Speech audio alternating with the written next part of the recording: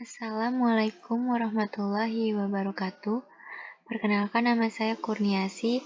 Saya dari kelas manajemen 20A1.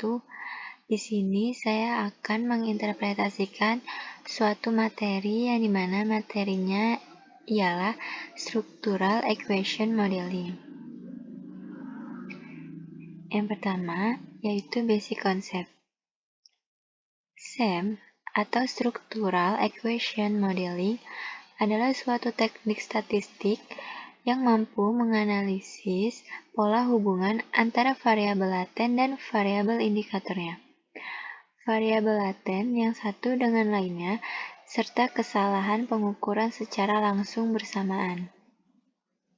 Di dalam SEM terdapat 3 kegiatan secara bersamaan, yaitu uji validitas dan reliabilitas instrumen, atau confirmatory factor analysis, pengujian model hubungan antara variabel atau path analysis, dan mendapatkan model yang cocok untuk prediksi atau model dan analisis regresi. Di sini ada struktur yang dimana kita bisa lihat untuk yang berwarna biru yaitu variabel laten dan untuk yang berwarna kuning adalah variabel observed. Yang dimana untuk produk brand yaitu X1 dan untuk yang corporate brand yaitu X2 dan untuk yang social media marketing adalah X3 dan untuk yang purchase intention itu masing-masing ada Y1, Y2, dan Y3. Di sini kita bisa lihat struktur tersebut yaitu adalah outer measurement model. Dan untuk struktur yang berikut ini yaitu inner structure model.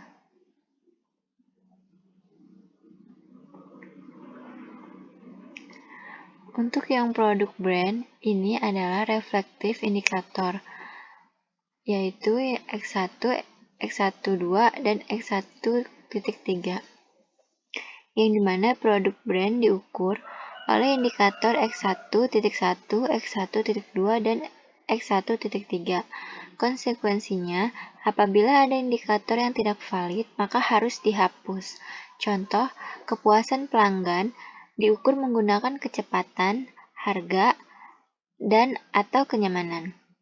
Dan untuk yang formatif indikator, di sini ada social media marketing, yaitu X3.1, X3.2, dan X3.3. Social media marketing diukur secara bersama-sama oleh indikator. Konsekuensinya, apabila ada indikator yang tidak valid, maka tidak boleh dihapus. Contoh, profit perusahaan itu biasanya dilihat dari ROA dan ROE. Dan untuk yang kedua, variation of SEM. Di sini ada basic model. Dan ini struktur mediating atau intervening model. Dan yang ketiga ada moderating model. Dan untuk yang ketiga, ini ada model analisis. Analysis of measurement model, yaitu uji validitas adalah menguji apakah indikator sudah valid sesuai untuk mengukur variabel yang ingin diketahui. Convergent validity atau loading factor atau outer loading, nilai yang dimiliki indikator. Nilainya harus lebih dari 0,7. Jika nilainya kurang dari itu, maka indikator tersebut harus dihapus. Selanjutnya, average variance extracted atau yang disingkat AV. Nilai reliabilitas dan validitas yang dimiliki variabel. Nilai AV harus lebih dari 0,5. Jika nilainya kurang dari itu, maka indikator tersebut harus dihapus. Dan untuk yang kedua, analysis of measurement model.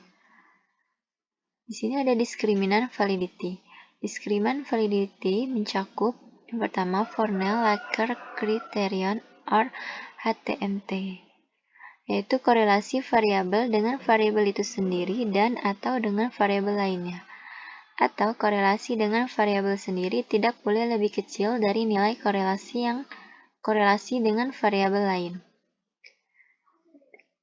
Dan di sini ada cross-loading, yaitu korelasi indikator dengan variabel atau nilai indikator A untuk variabel A harus lebih besar dari nilai indikator A untuk variabel lain. Jika ada yang lebih, hapus indikatornya. Dan untuk yang ketiga, ada analysis of measurement model, yaitu uji reliabilitas, yaitu indikator dikatakan reliable atau handal jika nilainya konsisten dari waktu ke waktu. Yaitu ada composite reliability, yaitu indikator yang mengukur reliabilitas variabel berdasarkan skor komposit atau gabungan. Nilainya harus lebih dari 0,7. Untuk selanjutnya ada Cronbridge alpha, indikator yang mengukur reliabilitas variabel berdasarkan koefisien alpha. Nilainya harus lebih dari 0,6. Dan untuk analisis of inner model, di sini ada R-squared, merupakan angka yang berkisar antara 0 sampai 1 yang mengindikasikan besarnya kombinasi variabel independen secara bersama-sama mempengaruhi nilai variabel dependen. Tidak boleh lebih dari 0,8. Jika lebih besar daripada itu, maka terdapat multikolinearitas. Dan ada path coefficient, koefisien jalur atau regresi, menunjukkan arah hubungan variabel positif atau negatif, seperti negatif 1 sampai 0 negatif, dan 0 sampai 1 positif. Dan untuk selanjutnya ada t-statistic dan p-value, atau bootstrapping method, menunjukkan tingkat signifikan nilai path coefficient. Nilai t-statistik harus kurang dari min 1,96 atau lebih dari 1,96 dengan nilai p-value kurang dari 0,05. Untuk analisis of inner model yang kedua, sini ada predictive relevance atau blindfolding method. Indikatornya yang mengukur seberapa baik nilai prediksi yang dihasilkan dengan menggunakan metode blindfolding. Nilai harus lebih dari 0, yaitu positif. Selanjutnya model fit, indikator yang mengukur seberapa baik model yang dihasilkan, yaitu di sini ada chi-square, yaitu mengikuti uji statistik tentang persyaratan signifikan X kuadrat. Diharapkan nilai X kuadrat yang kecil sehingga Pi sama dengan value lebih besar dari 0,05. Dan untuk yang selanjutnya Normed Fit Index atau NFI, yaitu nilai berkisar antara 0 sampai 1. Nilai semakin mendekati 1 semakin baik. NFI lebih dari 0,9 adalah good fit, sedangkan 0,08 lebih kurang dari NFI atau lebih kurang dari 0,90, termasuk marginal fit. NFI dikali 100% menunjukkan sudah berapa persen fit. Sekian dari materi SEM atau Structural Equation Modeling. Terima kasih.